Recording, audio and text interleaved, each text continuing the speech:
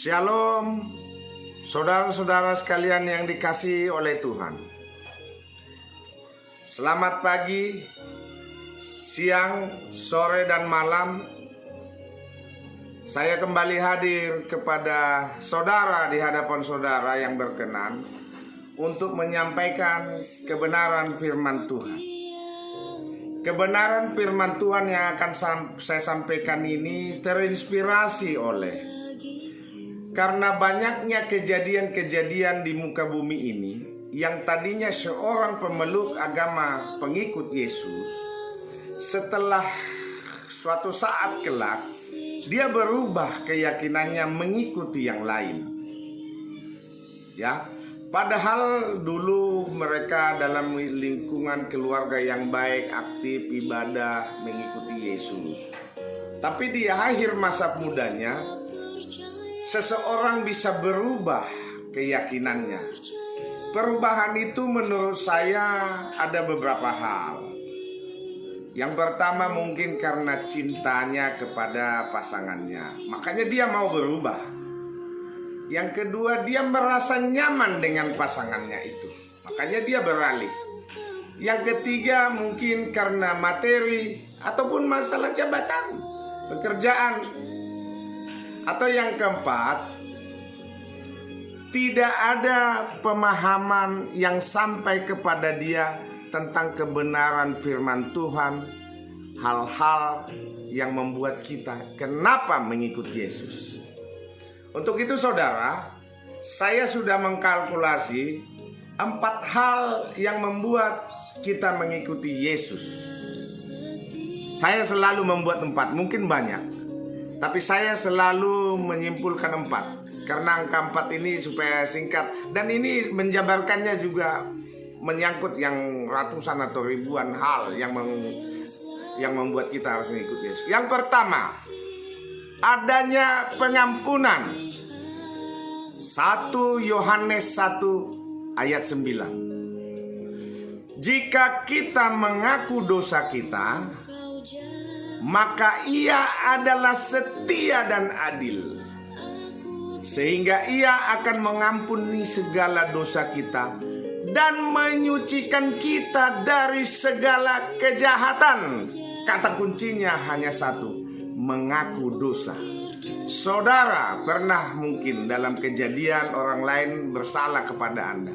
Bila seseorang bersalah kepada Anda dan seseorang itu tidak datang kepada Anda minta maaf, ada rasa dongkol dan perselisihan itu akan terus terjadi. Atau yang kedua, mungkin saudara pernah juga berselisih, orang lain itu datang meminta maaf. Tapi banyak orang lain sudah datang minta maaf, masih ada bekas di dalam hatinya, kekesalan, kejengkelan. Atau mungkin seseorang itu datang minta maaf, tapi dalam proses minta maaf itu Anda berkata, dia hanya di mulut saja minta maaf. Gestur tubuh dan hatinya enggak ikhlas, tulus dan ikhlas. Itu manusia. Minta maaf pun salah, tidak tulus apalagi. Tuhan katakan, jika engkau mengaku dosa, jika kita mengakui dosa kita, ia setia dan adil. Dia mengampuni. Konteksnya, kenapa kita harus mengikuti Yesus? Ada korelasinya pada Yohanes 5 ayat 22. Yohanes 5 ayat 22. Bapa tidak menghakimi siapapun, melainkan telah menyerahkan penghakiman itu seluruhnya kepada anaknya. Siapa anaknya di sini? Yesus. Oke. Yang kedua, kenapa kita harus mengikuti Yesus? Hidup yang kekal, ada kehidupan yang kekal. Itu tertulis pada Yohanes 3 ayat 16. Yohanes 3 ayat 16. Karena begitu besar kasih Allah akan dunia ini, sehingga ia mengaruniakan anaknya yang tunggal, supaya setiap orang yang percaya kepadanya tidak binasa, melainkan beroleh hidup yang kekal. Saudara, di muka bumi tidak kekal. Saat ini 70 tahun, 80 tahun umur sudah berakhir. Yang terakhir ada hidup kekal di surga, bukan di bumi. Ada jaminan hidup kekal karena kasih Allah dikirimnya anaknya yang tunggal. Ada yang berhubungan, berkorelasi dengan ayat ini, yaitu Yohanes 14 ayat 1-6. Saya bacakan, ini sangat dahsyat. Yohanes 14 ayat 1-6. Yang pertama,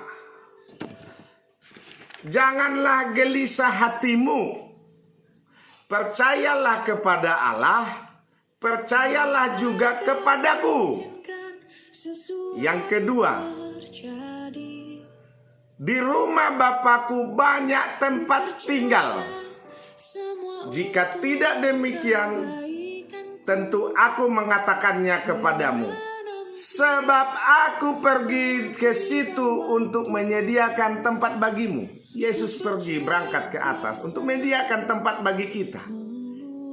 Yang ketiga, dan apabila aku telah pergi ke situ dan telah menyediakan tempat bagimu, aku akan datang kembali dan membawa kamu ke tempatku, supaya di tempat di mana aku berada, kamu pun berada. Itu kata Yesus.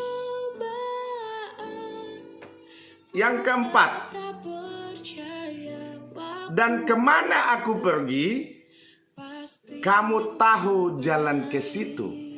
Yang kelima, kata Thomas kepadanya, Tuhan, kami tidak tahu kemana engkau pergi, jadi bagaimana kami tahu jalan ke situ? Lalu yang keenam, kata Yesus kepadanya, akulah jalan dan kebenaran dan hidup. Tidak ada seorang pun yang datang kepada Bapa kalau tidak melalui aku. Catat, tidak ada yang sampai kepada Allah Bapa di surga kalau tidak melalui Yesus. Yang kedua, tentang mengapa kita mengikut Yesus. Saudara-saudara, mungkin Anda di kampung halaman, mungkin saja misalnya saudara ingin berangkat dari Samosir, Kabupaten Samosir ke Medan. Lalu ada orang menawarkan, begini aja, saya ngantarkan dia ke Medan. Tapi Anda melihat seseorang ini hidupnya hanya di kampung itu dan tidak pernah melangkahkan kaki ke Medan. Bahkan kelupakan pun tidak pernah melangkahkan kaki. Pertanyaannya, apakah Anda yakin seseorang itu membawa Anda atau membawa anak saudara ke Medan? Saya kira ceroboh. Saya akan berangkat dibawa seseorang yang tidak pernah ke Medan. Ceroboh. Yesus berbeda. Dia datang dari surga turun ke bumi. Dia berasal dari surga. Dia tahu jalan ke surga. Saudara-saudara, kalau Anda mau ke Medan, Anda pasti telepon seseorang yang dari Medan supaya menjemput saudara. Amin. Anda akan telepon saudara Anda yang dari Medan menjemput Anda dan membawa ke Medan. Amin. Begitu juga Yesus. Yesus datang. Yesus sudah ada sebelum ada Adam dan Hawa. Yesus datang dari surga. Datang dari surga ke bumi, dan dia yang bisa membawa kita ke surga. Deal. Jangan percayakan kepada orang yang tidak pernah ke Medan membawa Anda ke Medan. Oh, bahaya itu. Yang ketiga, ada kesembuhan. Ada kesembuhan. Tertulis pada Yeremia 30 ayat 17. Sebab aku akan mendatangkan kesembuhan bagimu. Aku akan mengobati luka-lukamu. Demikianlah firman Tuhan. Sebab mereka telah menyebutkan engkau orang buangan, yakni sisa yang tiada seorang pun menanyakannya. Wow. Orang buangan disembuhkan oleh Tuhan. Saudara, kembali kita menjadi sebuah pertanyaan, kenapa harus mengikut Yesus ada kesembuhan? Saya mungkin tidak perlu jelaskan. Di dalam firman Tuhan, Yesus Kristus menyembuhkan berbagai macam penyakit. Yang buta disembuhkan, yang mati dihidupkan. Di muka bumi ini, nabi-nabi manapun, rasul-rasul manapun, tidak pernah ada yang mampu menghidupkan orang mati. Saudara, hanya Tuhan, Anak Allah, dan Allah Yesus Kristus yang mampu. Yakini itu. Segala nasib, hidup dan kematian itu ada di tangan Allah, tidak ada di tangan siapapun. Malaikat, rasul, nabi tidak.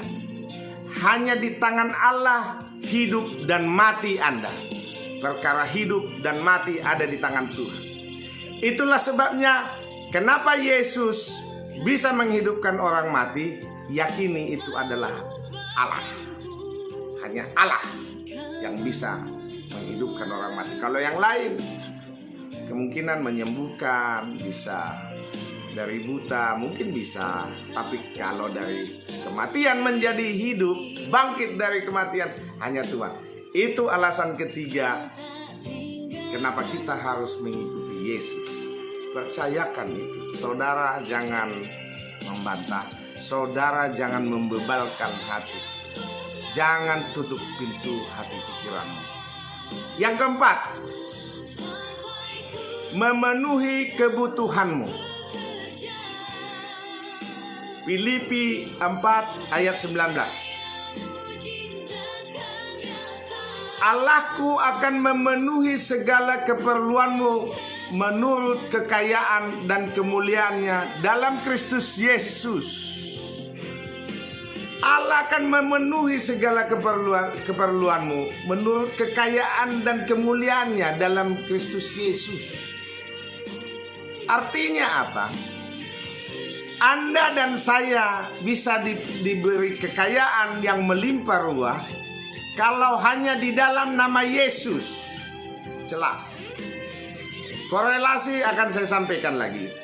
Dalam Matius 6 ayat 26. Pandanglah burung-burung di langit yang tidak menabur dan tidak menuai dan tidak mengumpulkan bekal di lumbung, namun diberi makan oleh Bapamu di surga. Bukankah kamu jauh melebihi burung? Saudara, itu burung diperhatikan oleh Tuhan. Apalagi kita manusia, makhluk yang spesial, manusia ciptaan yang paling mulia, yang paling sempurna. Apalagi kita, saudara, kenapa yang paling mulia? Kita dikatakan sebagai orang yang paling mulia, ciptaan yang paling mulia, ciptaan yang paling dikasihi. Saya kasih tahu, Kejadian 1 ayat 22. Maka Allah menciptakan manusia itu menurut gambarnya. Menurut gambar Allah diciptakannya dia, laki-laki dan perempuan diciptakannya mereka. Wah. Hanya kita manusia yang diciptakan segambar dengan Allah, bukan malaikat. Hanya manusia yang diciptakan segambar dengan Allah. Saudara, kalau Anda memiliki anak atau keponakan yang mirip dengan saudara, Anda pasti mengasihi. Anda pasti mengasihi seseorang itu. Begitu juga Tuhan. Begitu juga Tuhan. Tuhan menciptakan manusia segambar dengan rupanya. Itu menandakan bahwa ciptakan kita ini yang paling mulia dan Tuhan mengasihi kita.